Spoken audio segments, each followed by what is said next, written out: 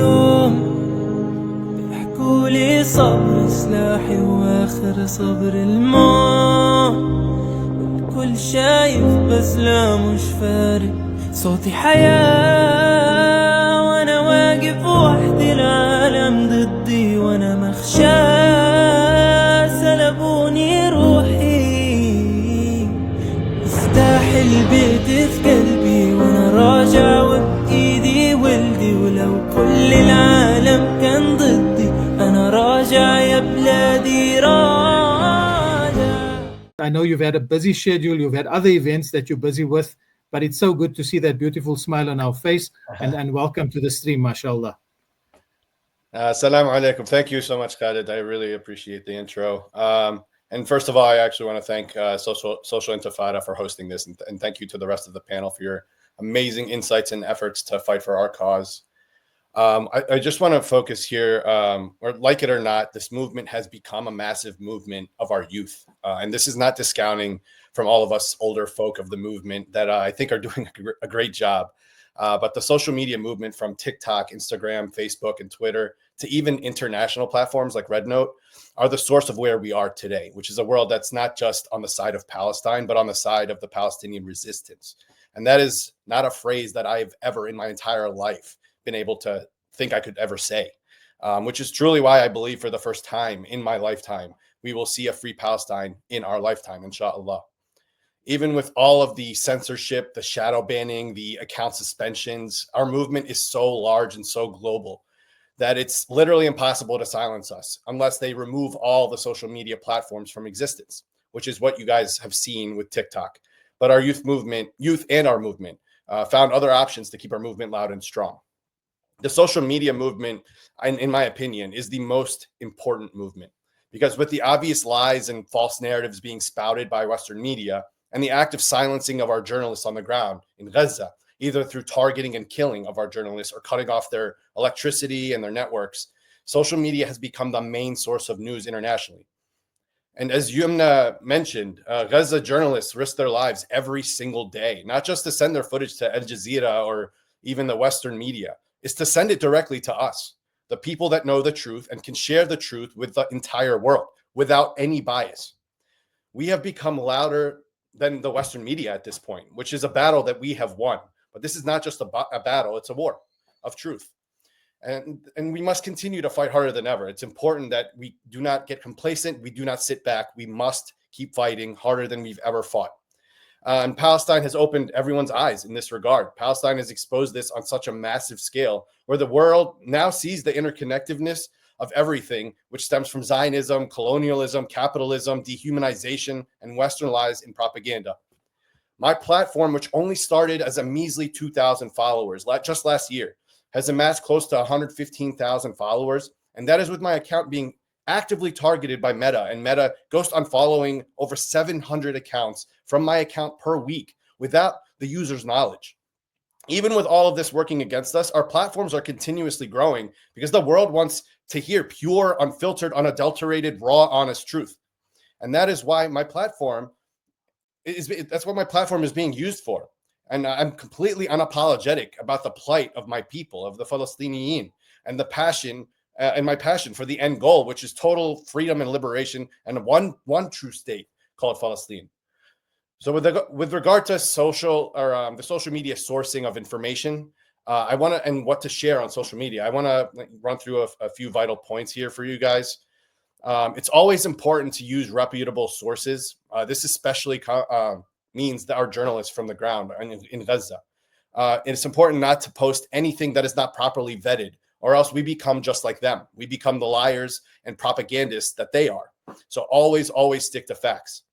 It's also important to continuously expose who they are, not just through their barbaric violence, but their perverted, sick nature, and to ensure that the people know that it's the majority of their society that are like this. It's not just a few bad apples, or just Netanyahu, or just his government.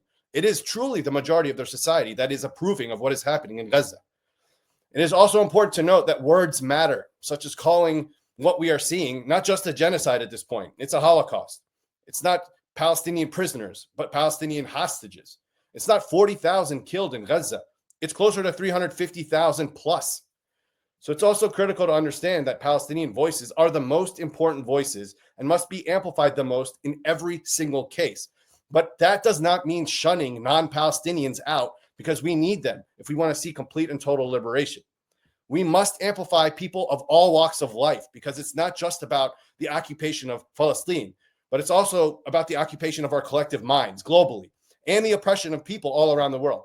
So do not ostracize anyone. We must unite across the entire world. And lastly, we must be completely unapologetic at this point. We cannot hide. We cannot be silent.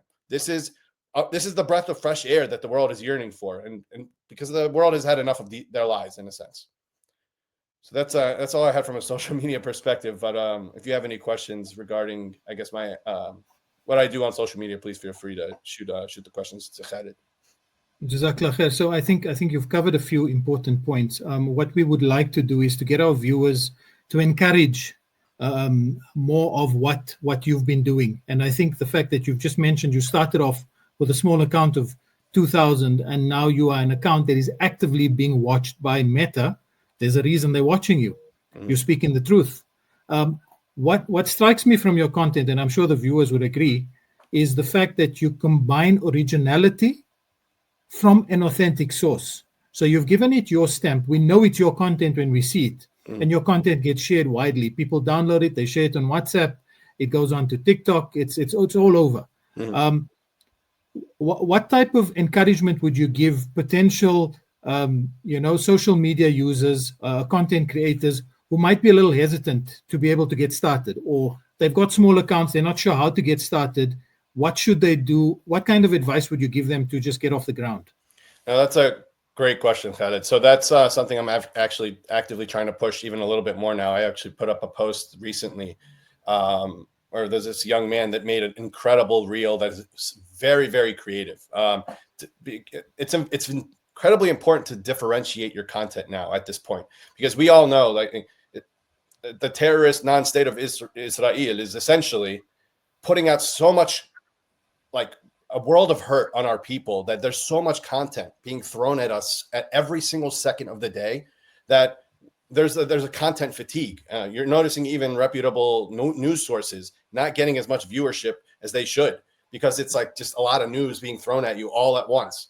It's important for us to take that news and extrapolate it and use it, like, to our benefit in a creative means. It's truly important. This is why I say that it's a youth movement, because the youth, it's hyper important for the youth to jump in here from a creative standpoint. And I don't want to only select the youth only. This can be applied to anybody of any age, but it's important to use that news and think of ways to really pull it through in a creative way that can really attract and catch the eye of the people. So on my end, I tend to have I do have a creative side to me. So I actually try to use my art, my poetry, and just the spoken word and video editing. Like, I taught myself how to video edit truly on my phone. Everything you see that I post has been strictly from my phone, from apps such as CapCut, which just recently actually got banned as well in the US. But I taught myself that during the COVID days of the lockdown, and I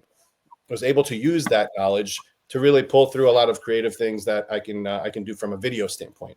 So it's truly important now, as a result of all of the news that we get every single second. It's kind of nauseating how much news comes at us every single second, that we need to catch everyone's attention more and more, because there's a pattern and habit whenever the word ceasefire comes up, which is a complete BS word to me. I hate when people say it. I cannot stand it, and truly, I do not say that to me ever, unless you want to get on my bad side, because we all know the pattern and what has happened in the past. They say ceasefire; it's never truly a ceasefire. They continue to, attack without any repercussion, complete impunity, and that's all it is. It's like it comes to us as news, and that's it. And people, eat it up and just move on. And that's something that we cannot let happen. We cannot let it become a pattern. Again, this is the movement now that I said, I can see the light at the end of the tunnel. And in order for us to open up that light or get closer to that light at the end of the tunnel, we need to be louder than ever, like truly. And that means, kind of thinking of new ways to keep people engaged in the social media space. I think that answers the question. I just want to pop Lizzie Max's point here. She agrees. She's in his mid-60s. Her account is Dignity for Palestine, and you've taught her a lot. You've taught her a lot. There's the similar comments coming in, which we'll post in a bit. In your last few seconds, perhaps just one last question from one of our viewers. She'd like to know how to work around Meta's shadow ban because the extent of it is staggering. Any tips for her? Yeah, so I personally I've been doing everything in my power to, because I work in marketing and advertising, and I do understand the social space a little bit. And there are obviously trigger words and trigger things that Meta tends to latch onto. So obviously we are all aware of the, symbol way of writing things in our captions, which is so absurd that we have to do it. But I would say continue to do that because they can't catch on to the words when we kind of like make the word look like the actual word as symbols. But couple things that I've actually noticed on my end that I used as an experiment for myself and has been working really well on my end is if you're familiar with my content, if I ever do a post that's in words, that's like I take the full extent of the window of a post to put as many words as possible from wall to wall on the news that I am trying to put out there. I vary the font sizes in a sense so that you'll see very small lines, large lines, small lines, large lines, all from wall to wall with different varying colors stacked in a way where people probably go cross-eyed trying to read my content, but it's truly a means for the algorithm not to pick up on the words. So I actually don't even have to include symbols sometimes in the actual post. And it's directly the words in the post. And because of that,